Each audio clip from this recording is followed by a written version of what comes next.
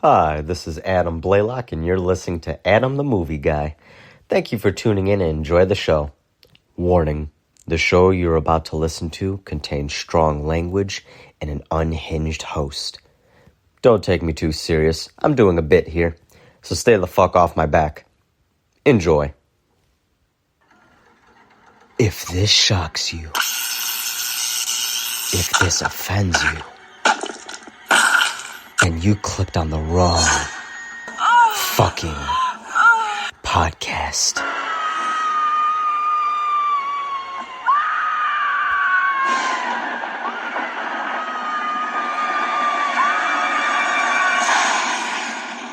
Hey everybody, Adam the Movie Guy here. I wanted to wish everybody a happy Alien Day and get out a completely unplanned episode that just popped up in my head and something I cruelly stapled together at the last moment. Now, for those of you who don't know, the date April 26, 1979 was the day the cinematic masterpiece by Ridley Scott and Dan O'Bannon was released in theaters, hence why April 26 is celebrated as Alien Day, at least to movie maniacs like me. So I wanted to talk about all things alien related with the following segments. Now, for the first segment, I'm going to list my top 5 cinematic horror aliens in ascending order from least to most favorite. Following that segment, I'm going to list my 5 favorite alien-themed episodes in animation. Then, oh boy, I'm going to list 5 of my hottest aliens in fiction. This is going to be the horniest segment, so I warn everybody in advance for the crudeness that may or, let's be honest, will follow. That's going to be fun. Then, for the final segment, I'll touch on the whole Xenomorph alien versus Yaoja predator debate and what species, in my opinion, comes out on top. So, let's get started. Oh, and by the way, before I get into the first segment, I want to point out the fact that I am aware that this was posted after Alien Day. But you know what? I recorded it on Alien Day, so please don't break my balls about it. Thank you.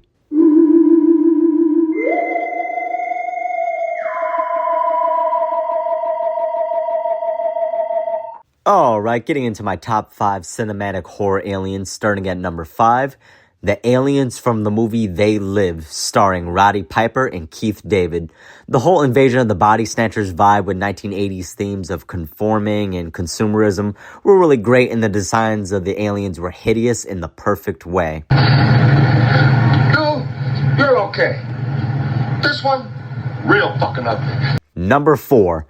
The Gray Aliens from VHS 2 segment Alien Slumber Party Abduction. These were the classic gray alien archetype design, which while admittingly overplayed, but you know what, I don't give a shit since they are the alien design that everyone first thinks of in their heads.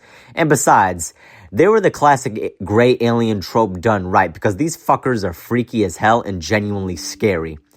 Number 3. The alien from John Carpenter's The Thing. This is probably the most jacked up shape-shifting alien I've ever seen in all of cinema, and what makes it so scary is the fact that it could be anyone. Your friend, your parents, your kids, your fucking pets, and you. And the scene when the head grows legs and walks away and we get that iconic line that everybody was thinking in their heads upon first seeing the film is just fucking chef's kiss. You gotta be fucking kidding. Now on to the last 2 entries, and we all know what those are gonna be before I say them. But before I get into it, I just want to say one thing. They both go back and forth on who's my number 1 favorite and who's my number 2 favorite.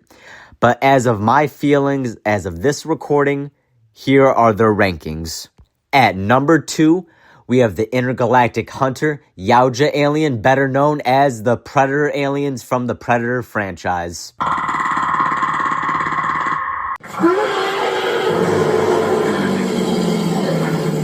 These ugly motherfuckers are the baddest sons of bitches in the galaxy when it comes to hunting and throwing hands at whatever species they feel like having their skulls as trophies that day. They also have this code of honor and are capable of minor verbal communication and even has some basic human understanding, which gives them depth and what makes them extremely fascinating in my opinion. The best thing about them is you could put them in any time period on Earth and have a great story. The Prey movie showed that with him fighting French trappers and Native Americans. Bonus points for Amber Mid-Thunder, who I'm convinced is an angel in human form because god damn, she got it going on. Also, last note is the Predator has an amazing amount of comic book crossovers with other franchises ranging from superheroes like Batman and Superman to Archie comics, where a teenage Predator is horny for Betty and Veronica, can't say I blame him, and starts obliterating the town of Riverdale to impress them with his hunting prowess. No, I didn't make that up, I swear to God. It's a real thing. It's an amazing crossover. I recommend everyone check it out. Now on to my number one pick, which is the Xenomorph alien from the Alien film franchise. While the Predator may be the most badass motherfucker when it comes to hunting and fighting, when it comes to pure fear inducement and just straight up violation, the Xenomorphs are pure fucking nightmare fuel. You got this humanoid-esque blackish blue thing that has these bioorganic parts on its body with two fucking mouths and a head shaped like a cock. What is that? What the fuck is that? What is that? Seriously, what the fuck is this thing?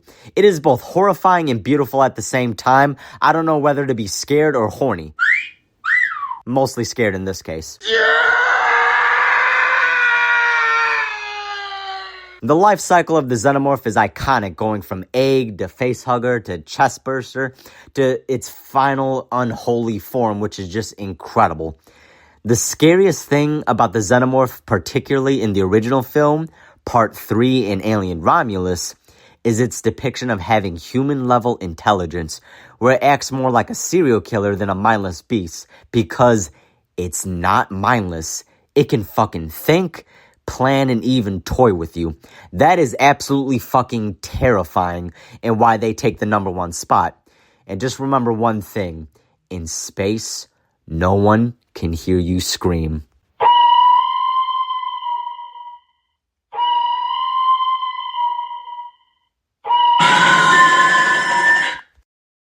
Alright, next up is my top 5 alien-themed episodes in animation. Starting off with number 5 is the South Park episode, Cancelled, when the South Park gang along with Chef find out Earth is actually an alien TV show. My favorite part being the car chase scene, which sets up one of the best jokes, where the boys and Chef are driving away in the car, and they're being pursued by the gray aliens, with the joke being that the aliens are chasing them in a normal human car, not a UFO, in plain fucking view, and even start shooting at them with a fucking human pistol like it's an action film. What is that? Can you see anything, Jeremy? The aliens are chasing us!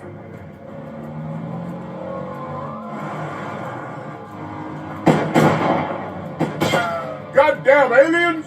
Number 4 is the Courage the Cowardly Dog episode, Revenge of the Chicken from Outer Space, which is a direct sequel to the short cartoon, which served as a pilot to the show. The idea of an alien chicken is already fucking hilarious, but in this sequel episode, after being literally fried at the end of the last one, he comes back not only alive, somehow, but headless, which leads to some amazing visual comedy. Also, his theme song is pretty damn awesome.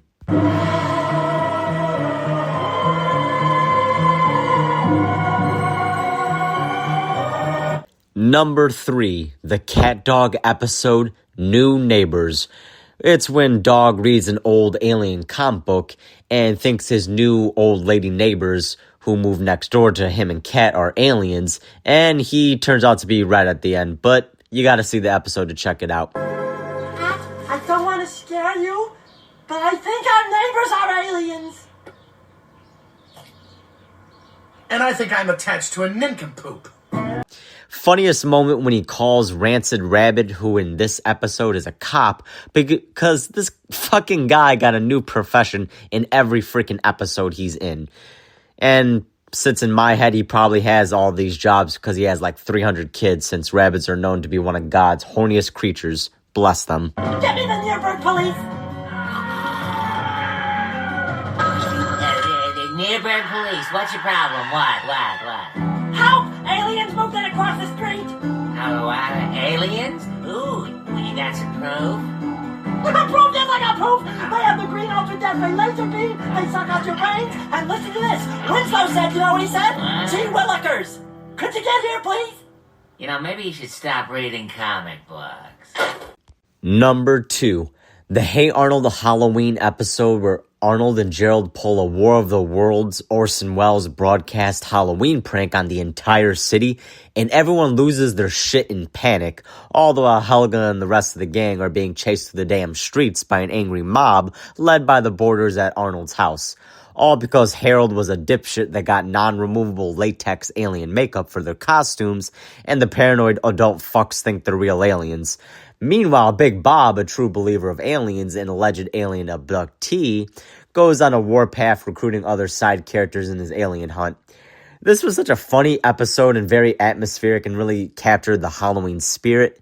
And I want to give a shout out to a particularly hilarious moment when the boarder Ernie grabs a fucking mallet and was about to kill these children. Yes? Trick or treat!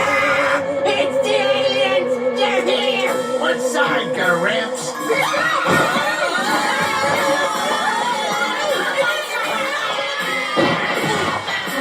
Man really just woke up and said, fuck them kids, and chose violence. What makes it funnier is that they didn't even do anything to anybody, so if they were real aliens, this fucking maniac probably would have just declared war with another species if he offed them.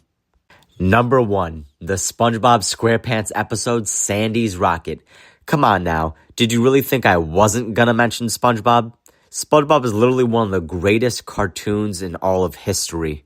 I'd literally give my life for that fucking sponge. You're too kind. Security! No, wait! Anyway, this season 1 episode is a fucking classic where SpongeBob and Patrick, after stealing Sandy's rocket and crashing it thinking they're on the moon, while in reality they're still in Bikini Bottom. It's a long story. They begin hunting down and capturing all their friends and neighbors while mistaking them for aliens. I don't know why, they just do. This is one of the funniest season 1 episodes, especially the part where SpongeBob and Patrick break into Squidward's house to capture him, and they both start roasting his life, calling Squidward ugly. Look at it, Patrick. It's disgusting. It's even uglier up close. And the final big joke of the episode where SpongeBob and Patrick, both paranoid idiots, turn on each other and about to capture each other with their net guns, but Patrick being, well, it's fucking Patrick. He somehow shoots himself with his own gun and gets captured in the net instead. Just goes to show you, you can't trust anyone. So, you were an alien all the time, and you didn't even tell me. I didn't even know. Yeah, but I got you now. Oh, but it's not you that's got me. It's me that's got me. You know what? This actually gives me an idea. I want to cover one SpongeBob episode at least, maybe once a month. I'll have to get onto that, but I have like freaking 7 other episodes I promised everybody, but dear God, trying to crank it out as fast as I can is really difficult. Wow, I really should have rephrased that. All right, Mr. Monkey, get your spankings. Now go away. Maybe I should edit that out. Nah, fuck it, I'm gonna keep it. I'll come wherever the fuck I want.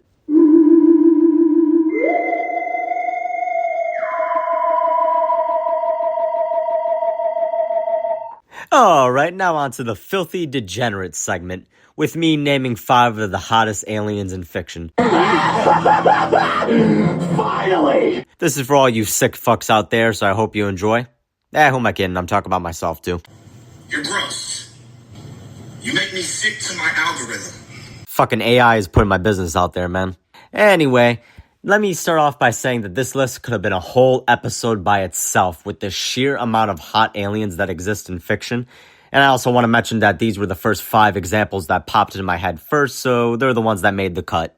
Starting off with number 5, the space vampire girl from the 1985 movie Life Force, played by Mathilda May.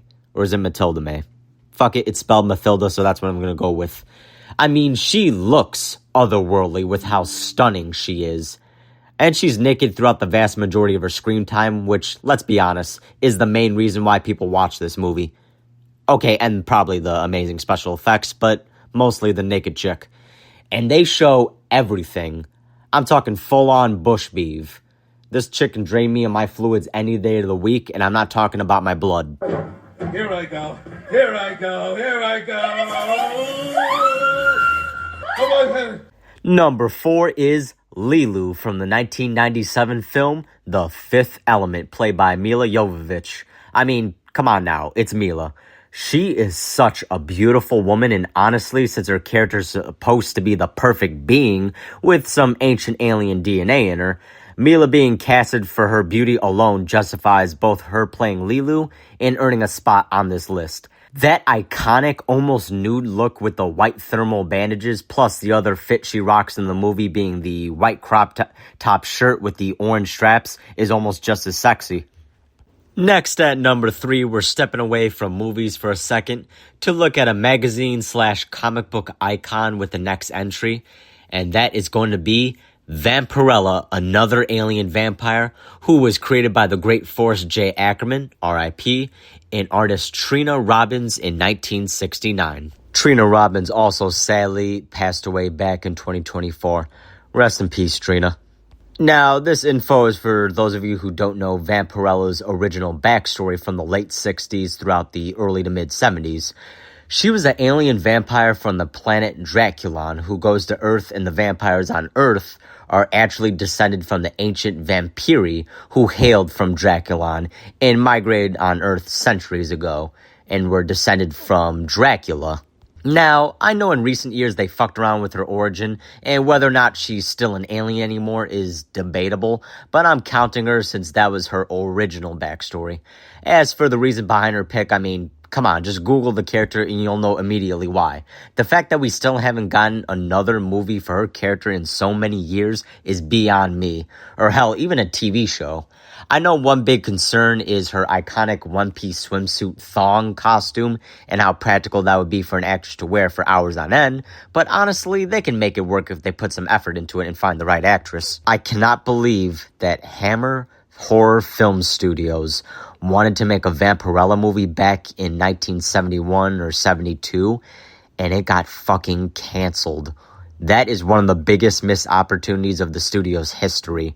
Hell, it was a missed opportunity for everybody because Hammer Film Studios' style of gothic horror mixed with beautiful women and a shit ton of blood would have been perfect for a modern day, then modern day of the 1970s, Vampirella film. And it's a damn shame we never got to see it. Valerie Leon would have been the perfect Vampirella. At number 2 is Syl from the 1995 movie Species, played by Natasha Henstridge. Syl is very similar to Lilu, with the whole alien DNA in her, along with her being a human hybrid, making her very unique. Her human form is literally to die for, since her whole goal in the movie is to mate with the right man so she can get pregnant, since her alien instinct is heavy on procreation. And when I say to die for, well, unfortunately, like the Black Widow spider, she kills her mate upon getting pregnant. Now, having said that, if someone asked me, would I still fuck her, even with the knowledge she's just doing this to get knocked up and kill me the moment she does? Hear me out, guys. My answer would be abso-fucking-lutely, and I wouldn't even hesitate. Come on now. Come on. I guarantee you at least half of the population will at the very least consider it. Syl is absolutely smoking. And the scenes when she's checking herself out in the mirror, trying on sexy lingerie, and riding Doc Ock's cock from Spider-Man 2 make me out loud say every single time, fuck me, I wish I was him right now. Give it up, give it. Yes, even knowing he gets horrifically killed, it's worth it and you all know it. And I do know this, before I get taken out, I'm clapping that blonde alien's cheeks raw. You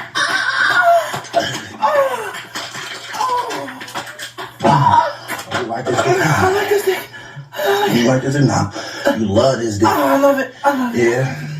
Oh my God. God. Bet you believe in Satan now. Hell, Satan. And now for my number 1 pick, which is drumroll, please. the Xenomorph alien from the Aliens movie. Hey, yo, what the fuck? Yeah, that's right. I definitely want to see what both of those mouths can do, if you catch my drift. Now, I tell you what, I like you, and I want you. That, and if I was trapped on a spaceship with 3 of those motherfuckers, I'd do a Rorschach from Watchmen and show them they're not the biggest threat on that ship. Honey, you seem to understand. I'm not locked in here with you. You're locked in here with me. Oh my god. Alright. All joking aside, I'll say who my real number 1 pick is. Although, side note, the Xenomorph eggs are vaguely shaped like a pussy, especially when they start opening up. That was 100% intentional. I'm just saying. Man, you wanna act up, get naughty in this bitch. Alright, on to my real number 1 pick, which is another comic book entry with Power Girl. Now, for those of you who don't know, Power Girl is an alternative universe version of Supergirl, the cousin of Superman. She's just the mid to late 20s version of her with a bob haircut and absolutely huge tits, which are on full display with her white leotard with the open chest window. I would drink her milk unpasteurized. Is that what you wanted to hear? I remember multiple versions of the whole story behind the lack of the S insignia like Superman or Supergirl, with the most memorable one being that she straight up couldn't think of one like theirs, so she just left a big ass hole over her chest, which is honestly kind of fucking funny at how lazy she was for that. Trust me, I'm not complaining though. The real reason was horny artist, let's be honest, which is the most understandable reason. What's not to love about her? She's got all the powers of Superman. Oh, God! She's often portrayed as being cut like a fucking diamond in the muscles department like Rhea Ripley. Oh, God! She's blonde, which I have a particular favoritism for. Oh, God! And of course, huge tits like Sydney Sweeney. Clear.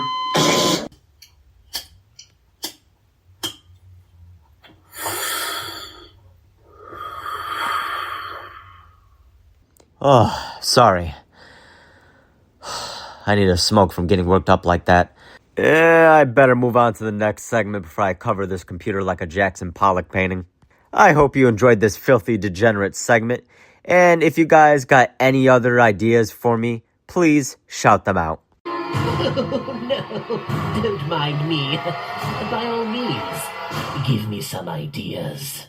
Now on to the last segment with the whole alien versus predator debate and what species comes out on top, the Xenomorphs or the Yaoja hunters. Now, on the surface, it seems predators with their advanced weapons and hunting skills would take this, and I partially agree. However, I want to point out it largely depends on what kind of Xenomorph they are facing, and more importantly, is it a lone Xenomorph or part of a nearby hive? Now, to explain that, let me get into how the Xenomorphs have been portrayed in the films over the years. In the first film, and somewhat in 3, as well as Alien Romulus, the main Xenomorphs were portrayed as being akin to serial killers, hunting down, trapping prey, and even strategic planning. It was very clear in these portrayals that the Xenomorph can think like a fully sentient being. Compared to in the film Aliens, Alien Resurrection, and somewhat with Alien Covenant, when they're portrayed as being more animal-like and showing a lot less independent thought. A perfect example being in a scene in Alien Romulus, the Xenomorph was baiting the human characters with one of their friends being trapped with it in a room. It was waiting for them to open the door so it can kill them all. Or even the original film, where in the final showdown, Ripley is stuck in the escape shuttle with the alien and had nowhere to run, so the Xenomorph just straight up went to sleep to chill, since it fully realized Ripley had nowhere to go and could kill her any time it wanted to. That alone is absolutely fucking terrifying. Now, my theory is that when the Xenomorphs are away from a hive, they have a lot more independent thought, where the ones part of a nearby hive devolve into a hive mind and get more beast-like. Now, what this has to do with the whole Xenomorph versus Predator debate is this. If a Predator is taking on a Xenomorph that belongs to a nearby hive, I'd say they got this covered with their advanced weaponry and skills. However, if a Predator is taking on a lone Xenomorph, then they need to watch their ass, since these Xenomorphs are fucking terrifying with how smart they can be at times. Hell, even hand-to-hand, they're no slouch in that department either against predators, and the predators are strong enough to floor a fucking grizzly bear with a punch. Holy shit. So I guess my answer is, while I lean towards the predators for the most part, if it's a lone xenomorph they're facing, then they're in some serious shit and may get absolutely violated in the most fucked up way possible. At the end of the day, both species are among the most deadliest aliens men and women have faced in fiction, and no matter who wins, we lose.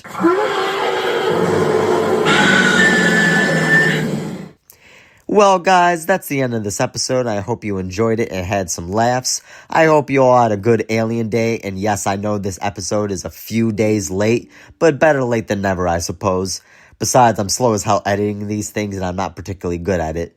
But I do anyway, since I love making these things and acting like a coked-up maniacal hornball, since I have a lot of fun doing so, and want to entertain you all listening. Thanks again for tuning in, and check out next episode whenever that's going to be. This has been Adam the Movie Guy saying watch the skies because we are not alone out there. See you next episode.